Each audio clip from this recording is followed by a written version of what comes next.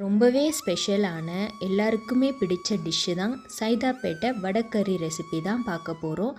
நாங்கள் ஆப்பத்துக்கு சைட் டிஷ்ஷாக வடகறி வச்சு சாப்பிட்டோம். வாங்க எப்படி செய்கிறதுன்னு பார்க்கலாம். நான் ஒரு கிளாஸ் கடலைப்பருப்பு எடுத்திருக்கேன். அதை காலையிலேயே ஊற வச்சுட்டேங்க.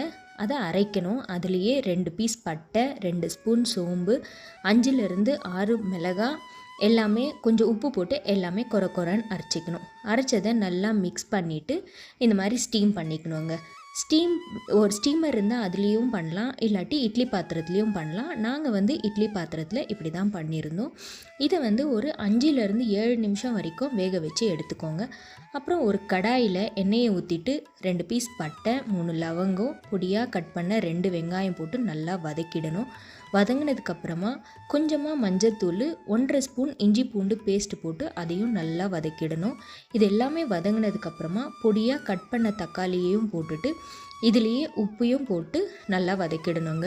உப்பு போட்டாவே தக்காளி நல்லா ஸ்மாஷாக வதங்கிடும். இந்த மாதிரி ஆகிடும். இது எல்லாமே வதங்கினதுக்கப்புறம் 2 ஸ்பூன் குழம்பு மிளகாத்தூள் போட்டுட்டு அதையும் நல்லா கலந்து விடணும். விட்டதுக்கப்புறமா 2 கிளாஸ்லேருந்து 3 கிளாஸ் வரைக்கும் தண்ணி விட்டுக்கலாம். தண்ணி எவ்வளோ விடுறோமோ அவ்வளவும் இழுத்துட்டே இருக்குங்க. நம்ம வேக வச்ச அந்த மாவை இந்த மாதிரி பிசைஞ்சு இதில் போட்டுக்கணும்.